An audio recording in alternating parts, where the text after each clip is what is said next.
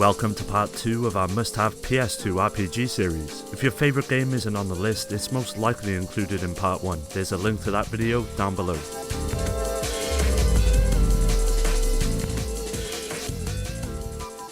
Shadow Heart's Covenant is one of the few RPGs that manages to capture the best of nearly every aspect that makes up the genre. From a compelling and intriguing story to the engrossing and rewarding combat system, it has always remained as one of my go-to games on the console. Now, the main aspect that stands out is the turn-based combat system. It all revolves around something known as the Judgment Ring, which is visualized as a disc on the screen. When performing an action, several hit zones appear on the disc, and you are tasked with hitting one dead center in order to perform a much more successful attack. It's a really engaging feature that manages to make each encounter, no matter how big or small, all the more engaging. And with the collection of abilities on offer, there are plenty of choices when it comes to taking on each situation. If you haven't got round to playing the first entry, it's not entirely required in order to enjoy the sequel. So if you're looking for a unique RPG to try out, Shadow Heart's Covenant more than fits the bill.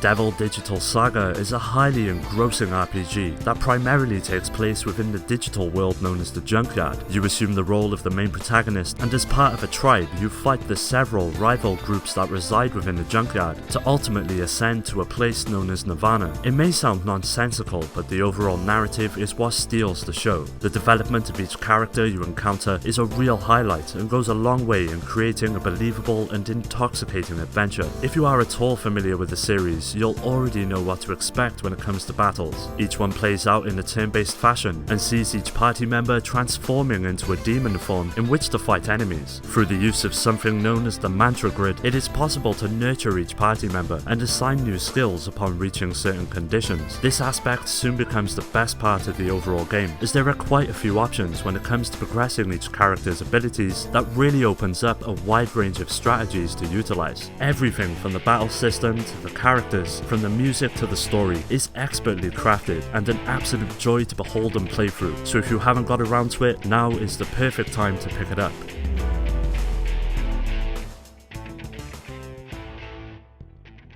Hack Infection revolves around an in-game MMO known as The World. Now, the adventure is essentially split up into two different styles of play. The first sees you occupying the real world, where you can interact with your computer through the use of message boards, checking emails and reading the latest news. The second, where you'll be spending most of your time, is within the world, where you'll find yourself encountering a surprisingly diverse amount of enemies and exploring a range of dungeons that all hide their own secrets and treasure for you to acquire. Battles play out in real time, but we'll pause upon bringing up the menu to select which ability you want to execute, allowing you to take your time instead of frantically searching for your next option. The main ability you'll find yourself utilizing, though, is something known as the Data Drain, which essentially hacks enemies and turns them into a weaker version of themselves. But it does affect how much experience points you'll earn at the end of each encounter, so finding a nice balance is key. Although not without its flaws, Hack Infection is still an enjoyable adventure that really deserves a playthrough.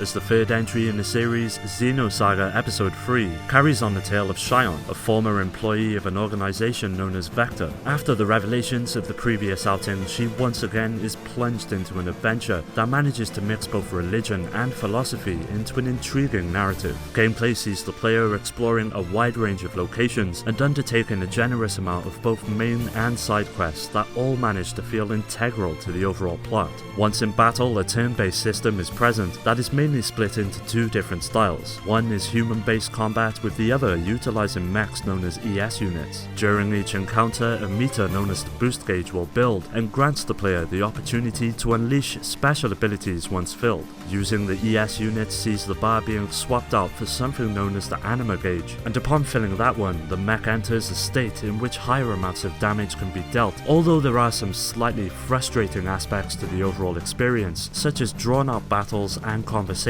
it is never enough to drag down what is a truly captivating adventure.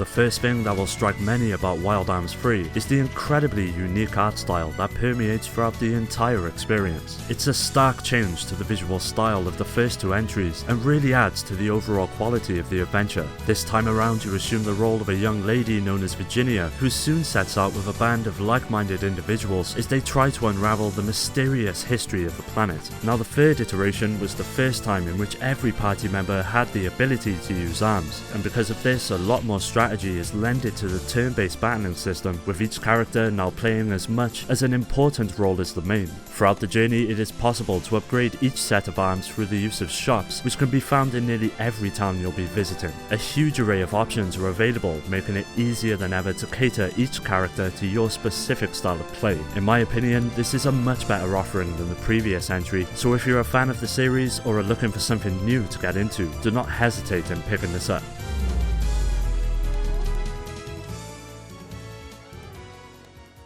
Final Fantasy XII sees you assuming the role of Van, an orphan who lives on the streets and dreams of becoming a sky pirate one day. After a series of events, he stumbles into an ever-growing conflict between the several warring factions of the kingdom. Although not the finest aspect of the experience, the narrative does convey a surprisingly deep tale that is bound to captivate players right from the start. Gameplay-wise, Final Fantasy XII truly shines, and that's mainly down to its battling system that manages to successfully blend several elements together to create something not only intuitive but downright fun to use as well. Mainly handled by something known as the Gambit system, it allows the player to string together a series of commands for each character, resulting in battles unfolding in a semi-automated flow where you can relinquish enemies without even pressing a button for minutes on end. Although not the best entry in the series by any means, Final Fantasy XII is still a great option when it comes to RPGs on the system.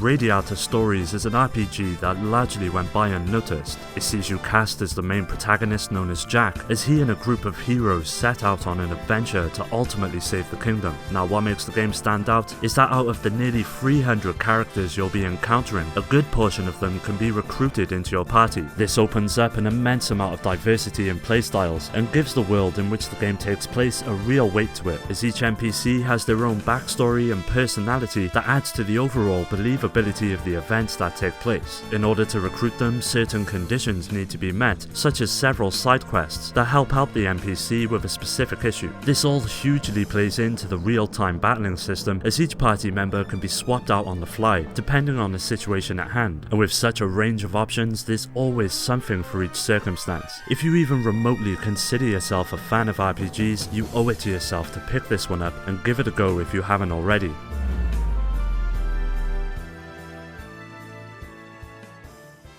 Dark Cloud is an action RPG that sees you taking on the role of a young man known as Tone. After an attack upon his home village, you set out to retrieve several powerful items known as Atlas that have the power to essentially rebuild the kingdom. These items often reside within dungeons where most of the action takes place. Now each battle plays out in real time, with the player having several abilities at their fingertips. But what makes it different from the several other offerings on the system is the way in which progression is handled. Instead of Tone leveling up himself, it is actually the weapons you possess that gradually get stronger. Upon defeating an enemy, you are rewarded with points that contribute to the weapon's effectiveness. But that's not all. Several items can also be attached to the weapon, which further enhance its power. To top it off, each of them can degrade over time, but thankfully they can be repaired, which makes this one of the most engaging aspects of the game. If you never got around to it, Dark Cloud is one hell of an RPG, and is bound to satisfy those looking for an enthralling and rewarding adventure.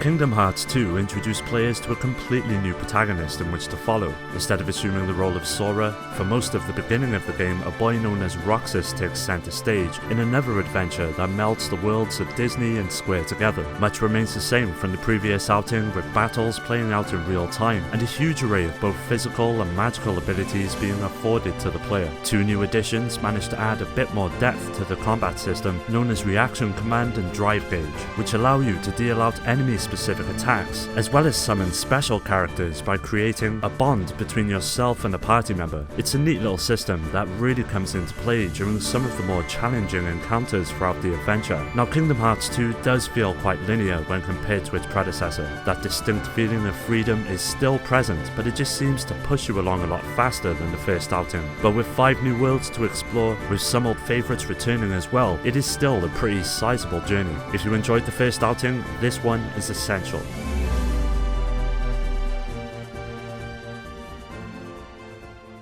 As many will already know, the Persona series has always had a special place in my heart, and this is where it all started for me. The third entry was the first time I was introduced to the franchise, and in all honesty, it has to be one of the best iterations. You take on the role of a mute protagonist as you are transferred to a new high school, and it's not long after that you were introduced to the Dark Hour, a moment in time when most people are placed in coffins, but thanks to your ability to wield powerful entities known as Personas, you were spared this fate, and instead experience the evil that lurks within the Dark Hour. Now, the game is primarily made up of 2 separate gameplay styles. The first sees you socializing with the many residents of the city and forming bonds, whilst the second will see you exploring dungeons and encountering a wide range of enemies. And it is here that the game truly comes into its own. Battles are turn-based in nature and see the player commanding several personas which fight along your side. Now, having the ability to essentially create your own personas through fusing several together is a real highlight of the game, and soon becomes one of the most intriguing and rewarding aspects of the experience. Persona 3 is a solid title. If you're a fan of the genre, do not hesitate to pick this one up, as it will not disappoint. Well, that does it for today's video. Make sure to hit subscribe so you can stay up to date with future videos, and as always, thanks for watching.